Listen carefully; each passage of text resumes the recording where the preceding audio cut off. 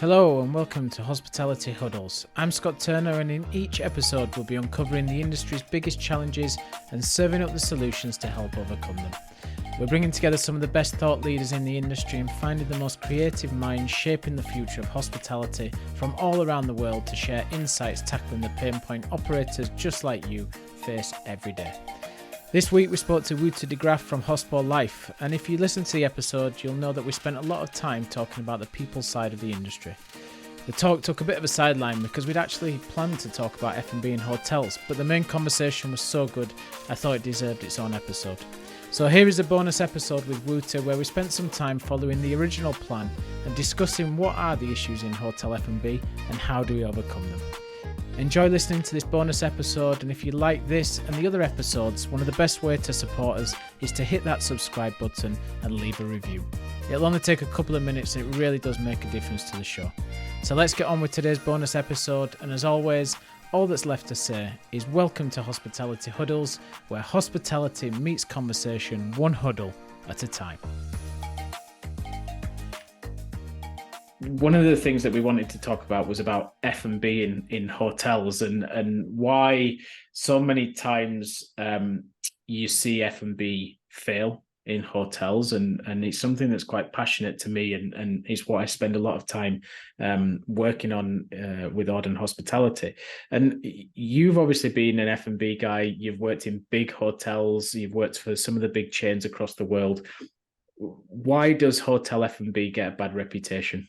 I think it's, again, something that's a bit historical. It's one of those things where we had a vision of how F&B had to be in the 80s, in the 90s, and I don't think we've adapted that very much. I mean, we see the change now. I mean, there's certain hotel groups, there's certain brands out there that have started to change their F&B concepts.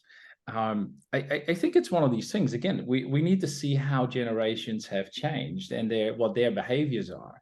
And where maybe back in the 70s, 80s, having a full hotel concept with your F&B facilities, and everybody would have breakfast there and lunch and dinner and all the entertainment was there. And a lot of times that was also because there wasn't so much choice around the hotels, and having a restaurant and hotel was seen as like, oh wow, if you can eat in a restaurant and hotel, then wow, that's pretty class.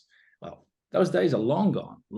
I mean, nowadays the best restaurants are no longer in hotels. There might be some hotels with really great restaurants, but the majority, the best restaurants are standalone restaurants. They're standalone bars, they're standalone cafes. There are people that, do that and have no knowledge about hotels whatsoever, but all their money, all their bread and butter needs to come out of those businesses.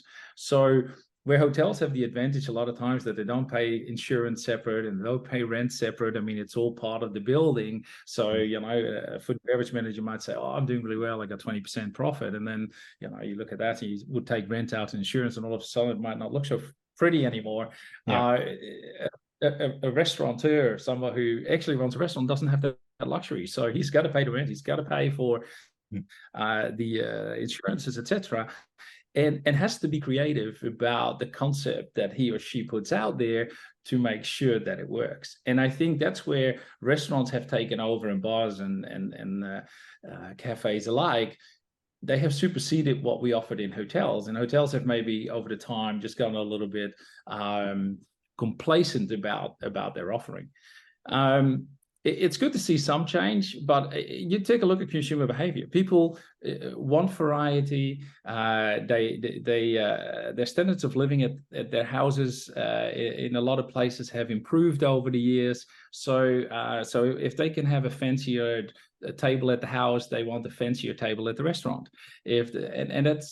So we got to make sure that at the end of the day, nowadays as well, I mean, people cook fancier at the house too. I mean, there's many more products that you back in the days only had access to as a a business. But nowadays, I mean, there's so many supermarkets that really focus on the higher segment, that focus on very boutique things. So a lot of these products you can just buy as a consumer as well. So it's no longer that special. So in order to compete in that and to make sure that people still come out of the houses and don't stay home and cook it there, you got to have something pretty fancy to offer. And that's what a lot of restaurants, a lot of cafes, a lot of bars have really catered to. And I think that unfortunately with hotels, that has stayed behind for a very long time. So there is where change is needed, and other things probably are location in the hotel. I mean, putting your restaurant on the 5th floor and thinking that there's people coming to your restaurant, I don't think so. But this also comes down to talking to investors and say, I understand that the corner downstairs on the 1st floor is prime real estate, and it might be easy for you to rent it out, but we need it for our F&B to create a successful F&B restaurant, bar, cafe, whatever it is that you want to do.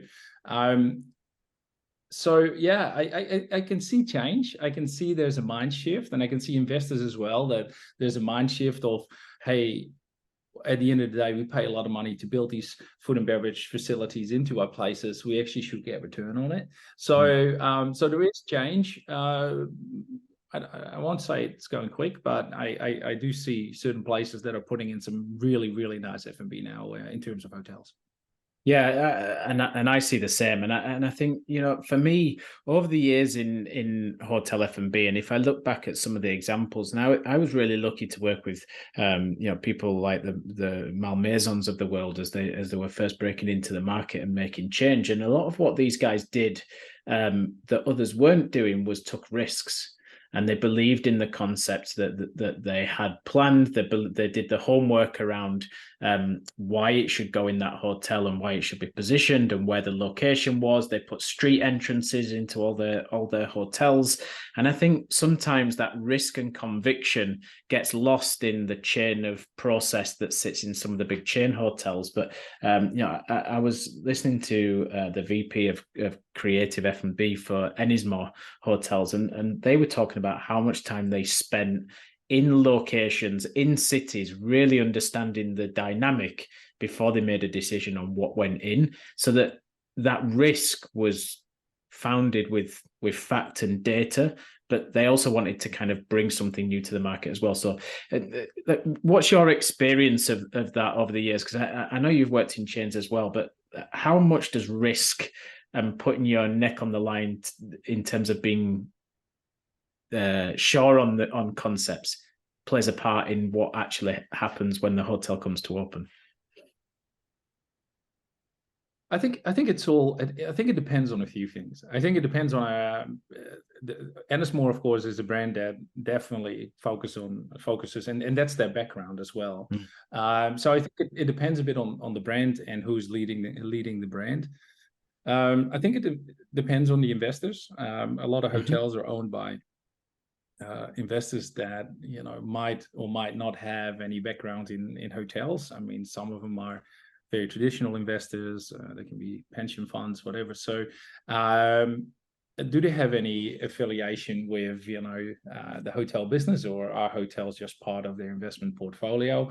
Because a lot of those end decisions are essentially made there. So if you got investors that are more familiar with the industry, understand it better, then the chances that they will go ahead and say, okay, I can see how that risk is worth taking. Your chances increase that you can do something maybe a little bit more elaborate. If it's more traditional, then they're probably a little bit less, or a little bit more risk adverse, and the chances that you get your big concept through is also a lot less. So I think it all depends on the group of people that are involved in those decisions, and that's definitely my experience. Yeah, I think, well, like I said, I do think though that because there is more success cases nowadays about hotels that are doing really well with their food and beverage, it has become a little easier, because now at least you can say, well, but look at this hotel and this is what we mean, and they are very successful food and beverage, it becomes an easier process to convince the investors, the stakeholders in that process to say, but if we do something like this, and I think it comes down to what you said about Ennismore. I mean, if you've done your market research really properly, and you can show what is, what the market does and what is still needed within that market, you can show some successful cases out there in the industry that have done that really well. Of course, with that kind of preparation, your chances, to really push through what, you would like to do are a lot higher. I think 10, 15 years ago was probably a lot harder because there weren't enough cases of successful food and beverage in hotels yet. So, but nowadays, there's definitely some good examples out there. But I think, at the end of the day, it's also, like I said, what type of investor sits there and how risk adverse are they? So.